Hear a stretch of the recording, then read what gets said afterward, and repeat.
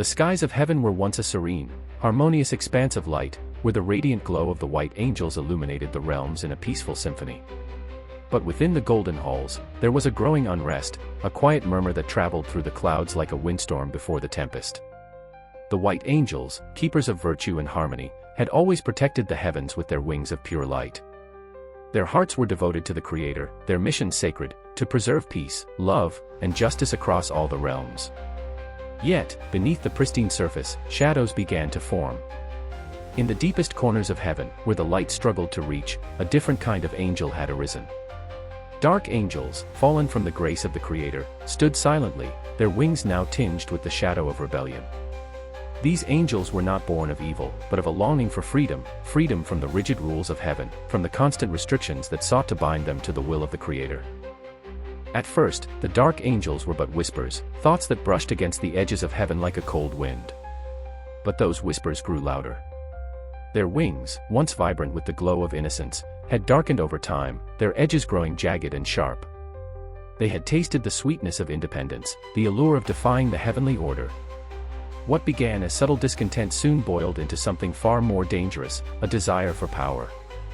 The leader of the white angels, Seraphil, was the first to sense the shift. He had always been the embodiment of light, his every action resonating with purity and grace.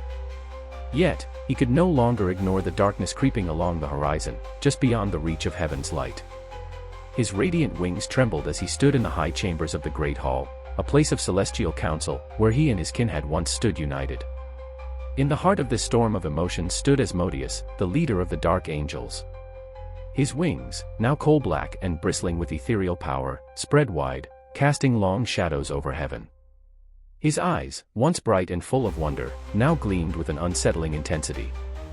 Asmodeus did not seek to destroy heaven, but to reshape it. He wanted a realm where angels could follow their own desires, unshackled by the endless laws of heaven's light. He wanted to create a new order, where freedom reigned above all else.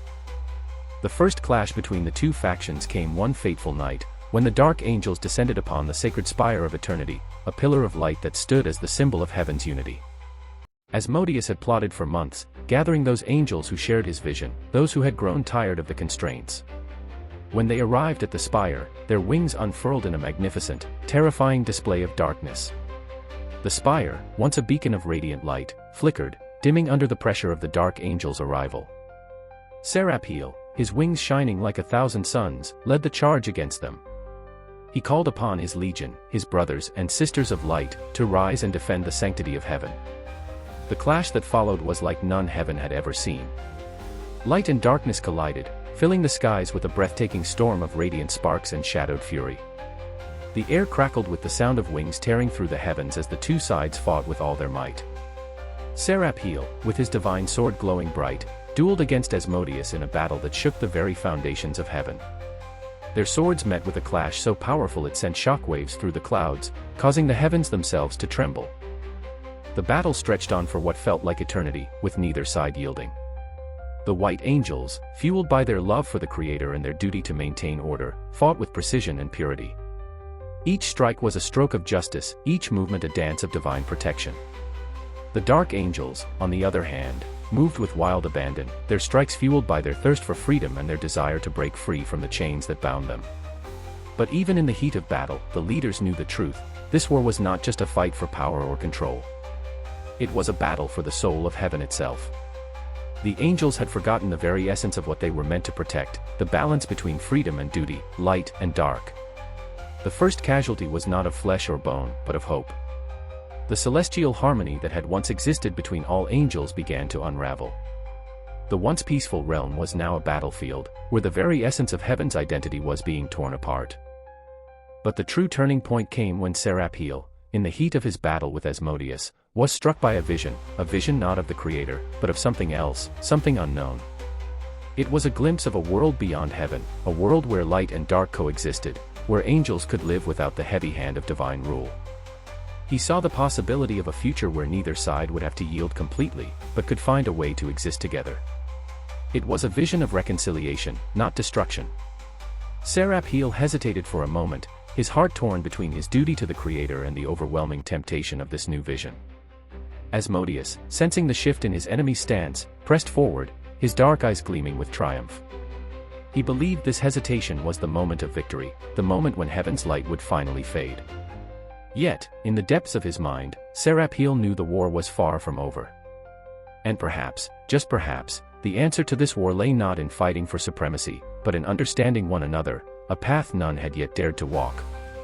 As he stared at the battle raging around him, the clash of light and dark echoing in his ears, Seraphil knew that the future of heaven was uncertain. Seraphil's hesitation lasted only a moment, but it felt like an eternity. Asmodeus, sensing the weakness, surged forward with a wild roar, his dark wings flaring like a storm of night. The darkness around him thickened, swirling in unnatural patterns, a force of pure chaos that threatened to swallow heaven whole. But before the blade could reach Seraphil, a ripple of light exploded from the heart of the great hall. It was a cry for help, a call from deep within the core of heaven itself. For a brief, fleeting second, both leaders froze. The roar of the battle around them fell into a stunned silence, as if the entire realm of heaven had paused to listen. The light, once pure and unwavering, now pulsed with an unfamiliar energy, casting strange shadows across the battlefield. The Creator, once silent in this conflict, had sent a message, a vision of the future, a glimpse of something that neither Seraphil nor Asmodeus could ignore. It was a world between worlds, a place where light and dark did not oppose each other, but coexisted in harmony. Angels and mortals alike lived in balance, each understanding the necessity of both freedom and order. The vision was brief, but its impact was undeniable. It carried the weight of a truth neither side had fully grasped. As the vision faded, a deep, resonating voice echoed through heaven. It was the voice of the Creator, soft but filled with an unspoken authority. You who are born of light and shadow, you are not enemies, but reflections of a greater truth. Your division is the wound of heaven itself. It is time to heal what has been broken, for in unity, you will find your true purpose. The words reverberated through the battle-scarred skies, striking both Seraphil and Asmodeus with a force far greater than any weapon could wield. They looked at each other, not as enemies, but as two sides of a broken whole.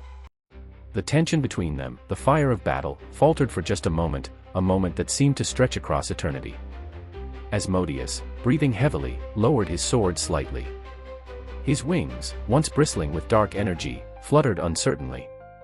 The darkness that had so fiercely surrounded him began to ebb, as if the words of the Creator had reached deep into his soul. He looked at Seraphil, his former brother, his expression shifting. The fire of rebellion that had once burned so brightly now flickered with doubt. You think we can simply forgive? Asmodeus's voice was rough, but there was a sadness in it. Do you truly believe that unity is possible? That we can put aside everything we've fought for, everything we've lost? Seraphil, his golden wings still shining brightly, hesitated. The weight of the question hung heavy between them, but his heart, touched by the vision of balance, knew the answer. No, Seraphil said softly, his voice a quiet echo of the Creator's words. I do not believe it is easy. But I believe it is possible. If we are to heal heaven, we must begin by healing ourselves. A long silence passed, as the two leaders stood facing each other, the distant sounds of battle still echoing around them, but now seeming far less urgent, far less certain. It was as if the entire realm was holding its breath, waiting to see what would come next. But as the battle faltered, a new force emerged from the chaos. A group of white angels, not led by Seraphil, but by a new presence, had begun to move toward the dark angels. These were not warriors, but those who had once believed that peace could only come through total domination. They were weary of the endless fighting, weary of the pain that had gripped heaven for so long. Among them was a figure who had not been seen for millennia, Lilith, once an angel of the highest order, a voice of justice and mercy, who had long since vanished from the annals of heaven. Her presence was like a calm breeze, a soft glow that washed over the battleground. Her wings were not as bright as Seraphil's, but they carried the weight of wisdom and compassion. She had seen the vision, too, and knew that the true path forward could not be forged through more bloodshed. I do not seek to control or conquer, Lilith's voice rang out as she stepped forward, her eyes meeting those of Asmodeus and Seraphil alike. I seek to help you both understand that what divides us is not greater than what unites us. The Creator's light and darkness are not opposites, they are two parts of a whole. We are all part of this divine tapestry, and it is time to stop tearing it apart. Her words were like a balm to the battle-worn angels, both light and dark. Slowly, the clashes of swords and wings began to subside as the truth of her message settled into their hearts. The fighting did not stop immediately, but there was a shift in the air, a subtle pause, as both sides began to reconsider what they were truly fighting for. But the storm was far from over. Deep within the bowels of heaven, something ancient stirred. There were those among the dark angels who had not yet heard the Creator's call, and they were not willing to let go of their ambitions. They viewed the vision of unity not as a truth, but as a threat to their power, a weakness to exploit. They had already begun to rally around a new leader, someone whose thirst for control was greater than the desire for peace. And in the farthest reaches of heaven, a shadowy figure stood, watching the battle unfold with cold, calculating eyes. The war was not yet over, and the forces that had been set into motion would not easily be undone. Seraphiel and Asmodeus exchanged a glance, knowing deep in their hearts that the true test was only beginning. Their personal conflict might be over for now, but heaven's fate was still uncertain. The balance of light and dark could not be restored with a single word or gesture. It would take more than just their actions, it would take the strength of every angel, every being, who called heaven home. The battlefield was silent for a brief moment, the calm before the next storm. Both leaders, caught in the weight of their shared vision, stood at the crossroads of heaven's future. The heavens themselves seemed to hold their breath, as if waiting for the next step in this celestial war. And so, the story continued, with both light and shadow uncertain of where the path would lead. As Seraphiel and Asmodeus stood facing one another, the once unyielding tension between them began to dissolve, replaced by an uncertain alliance, fragile and unspoken. They weren't allies, not yet, but the vision, the Creator's words, had planted a seed. The battle for heaven was far from over, but something had changed. The armies of the white angels and the dark angels had paused their conflict, waiting. Around them, heaven's skies crackled with an energy unlike anything before. The atmosphere was thick with anticipation, but something else stirred, deeper within the realm. A rumble echoed beneath the clouded heavens, and from the depths of the realm, a dark presence stirred. Lilith's eyes narrowed as she felt it, the presence of those who still clung to the belief that darkness was heaven's only path. There were whispers in the void, ancient beings who had once walked the celestial realms, but had since been consumed by their own desire for power. These beings, followers of a long-forgotten rebellion, were stirring once more, rallying beneath a new leader who called himself Nihil, one who believed that true freedom came through the annihilation of all that was. Seraphiel turned to Lilith, his expression grave. "It is not enough," he murmured, his voice filled with a quiet strength. "There are those who will not heed the vision of unity. They will fight to the last breath. And we will fight with them," Lilith replied softly, her wings glowing with the pale light of wisdom. "But we will fight not for domination, but for the soul of heaven. The light and the dark must be restored, not by force, but by understanding." The ground trembled as Nihil and his followers emerged from the depths of heaven, their wings dark and jagged, their hearts filled with a singular purpose, to obliterate the balance and bring about an eternal reign of darkness. They were powerful, their presence enough to shake heaven itself. Their leader, Nihil, was a being of pure, ancient malice, once an angel like the others but now twisted beyond recognition, his very essence corrupted by the hunger for control. "We will burn heaven to the ground," Nihil's voice echoed like a terrible thunderstorm, "and from its ashes, we shall build a new world, a world where no light dares to exist." The dark angels who followed him roared in agreement, their dark wings flapping in unison as they prepared for battle. Their power surged, filling the air with a suffocating darkness. But as the conflict began to rise once more, Seraphiel and Asmodeus exchanged a look, understanding passing silently between them. The time for words had ended. If heaven was to survive, they would have to fight together. Not as enemies, but as two forces united in the face of destruction. And so, the final battle began. Seraphiel and Asmodeus, side by side, clashed against Nihil and his forces. Light and dark tangled in a cosmic dance of power and fury. For every strike of light, there was a counterstrike of shadow. For every angel that fell, another rose in defiance, refusing to yield. Heaven itself seemed to tremble, its foundation shaking under the weight of the battle that raged above it. In the heart of the chaos, Seraphiel and Nihil locked eyes. The two leaders were locked in a final, decisive struggle, Seraphiel's sword gleaming with the radiance of pure light, and Nihil's blade, dark and twisted, crackling with raw energy. Each blow, each strike, echoed with the fate of heaven itself.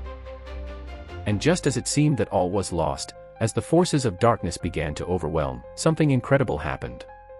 The light and the dark, long separated, began to converge. As Seraphiel's blade met Nihil's, there was a brilliant explosion of energy, not of destruction, but of unity. The light did not destroy the dark, it simply embraced it. The dark did not corrupt the light, it tempered it. In that moment, both Seraphiel and Asmodeus saw it, the truth they had missed for so long. Light and dark were not enemies, but partners. Two halves of a whole, each needed for the other to truly exist. It was in their unity that heaven's true power lay. Nihil, caught in the pulse of this newfound harmony, recoiled.